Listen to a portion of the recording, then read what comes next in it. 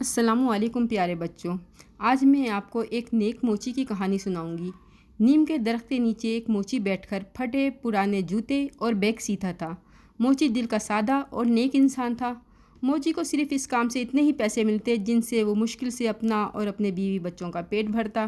موچی صبح اپنے ساتھ ایک روٹی لاتا اور دوپہر میں اسے پانی کے ساتھ لگا لگا کر کھا لیتا اور اللہ تعالیٰ کا شکر ادا کرتا، اور اپنی روٹی میں سے وہ تھوڑی سی روٹی بچا کر چھوٹے چھوٹے ٹکڑے کر کے درخت پر بیٹھی چڑیوں کو ڈال دیتا۔ اس کے بعد وہ نماز پڑھتا اور کچھ دیر آرام کرتا اور پھر دوبارہ سے اپنے کام میں لگ جاتا۔ ایک دن ایک مسافر موچی کے پاس اپنے قیمتی جوتے سلوانے لایا۔ مسافر نے دیکھا کہ موچی سوکھی روٹی کھا کر روٹی کے چھوٹے چھوٹے ٹکڑے چڑیوں کو ڈال رہا ہے اور پھر اللہ تعالیٰ کا شکر ادا کر رہا ہے۔ مسافر نے کہا، بھائی موچی، تم سوکھی روٹی کھا کر بھی اللہ کا شکر ادا کر رہے ہو اور اس میں سے پرندوں کو بھی دیتے ہو، جبکہ دنیا میں بہت سے لوگ اچھے اچھے کھانے کھا کر بھی اللہ تعالیٰ کا شکر ادا نہیں کرتے۔ موچی نے کہا کہ میں کیوں شکر ادا نہیں کروں؟ میرے پاس صحت جیسی نعمت ہے، میرے ہاتھ پیر سلامت ہیں جن سے میں محنت کر کے اپنا رزق کماتا ہوں، اور یہ چڑیاں، یہ تو میری پڑوسی ہیں۔ اگر میں اپنی روٹی میں سے ایک ٹکڑا انہیں دیتا ہوں تو میرا کچھ نہیں بگڑتا، ان کی چوں چوں سے میری ہمت بنتی ہے۔ مسافر بہت خوش ہوا اور مسافر نے قرآن پاک کی کچھ آیت پڑھی۔ موچی کو یہ آیت بہت پسند آئیں۔ اس نے ان سے کہا کہ ان آیت کا مطلب کیا ہے، یہ مجھے بھی سکھا دو۔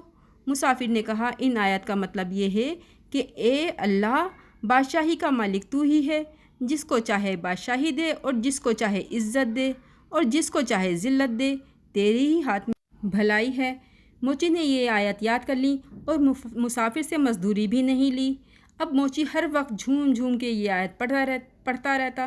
پھر کافی دن موچی کے پاس کام نہ آیا، گھر کا آٹا بھی ختم ہو گیا، اس کے بیوی بچے بھی 2 دن سے بھوکے تھے اور موچی اور اس کی چڑیاں بھی بھوکی تھیں۔ موچی کی بیوی نے ایک دن موچی سے روتے ہوئے کہا کہ ہمارے بچے بھوکے ہیں، سامنے والے گھر میں دیگیں پک رہی ہیں، ان سے تھوڑا سا کھانا مانگ لائیں۔ موچی مجبوراً بیوی کے کہنے سے وہاں چلا گیا۔ موچی نے پڑوسی سے جا کر کہا کہ میرے بچے 4 دن سے بھوکے ہیں، مجھے تھوڑا سا کھانا دے دیں۔ پڑوسی کو غصہ آیا اور کہا، کھانا پکتے دیکھ کر فوراً مانگنے چلے آئے، آ جاتے ہیں مفت خورے۔ پڑوسی نے اپنے نوکروں سے کہا کہ اسے دھکے دے کر باہر نکالو۔ نوکروں نے موچی کو دھکا دیا تو وہ گر گیا اور ایک پتھر سے اس کا سر پھٹ گیا۔ موچی سر پر ہاتھ رکھ کر مسجد چلا گیا۔ مسجد میں جا کر پہلے اس نے اپنا خون صاف کیا اور وضو کر کے نماز پڑھی اور رو رو کر وہی آیت پڑھنے لگا، اے اللہ، تیری ہی بادشاہی ہے، تو جسے چاہے عزت دے اور جسے چاہے ذلت، تیرے ہاتھ میں بھلائی ہے۔ موچی کے برابر میں جو آدمی نماز پڑھ رہا تھا، اس نے نماز پڑھ کر دعا مانگی اور موچی سے کہا، میں تاجر ہوں اور اپنا سامان لے کر یہاں آیا ہوں، میرا نوکر یہاں آ کر مر گیا ہے اور مجھے ایک نوکر کی ضرورت ہے۔ تم بھی اللہ کے گھر میں ہو اور میں بھی، اگر تم میرے ساتھ وفاداری کے ساتھ کام کرو گے تو میں تمہیں تمہارا پورا حق دوں گا۔ موچی خوش ہو گیا، وہ اس شخص کے ساتھ کام کرنے لگا۔ تھوڑے ہی عرصے میں موچی کے پاس بہت سارے پیسے جمع ہو گئے۔ تاجر کچھ عرصے بعد وطن واپس چلا گیا۔ موچی نے اپنی تجارت شروع کر دی اور موچی کا کچھ ہی عرصے میں شہر کے امیر آدمیوں میں شمار ہونے لگا۔ موچی کے باورچی خانے میں بہت سا کھانا پکتا اور ہر غریب اور مسافر کو کھانا کھلایا جاتا۔ ایک دن موچی غریبوں کو کھانا کھلا رہا تھا تو اس نے دیکھا کہ ایک پھٹے پرانے کپڑوں میں ایک آدمی بیٹھا کھانا کھا رہا ہے۔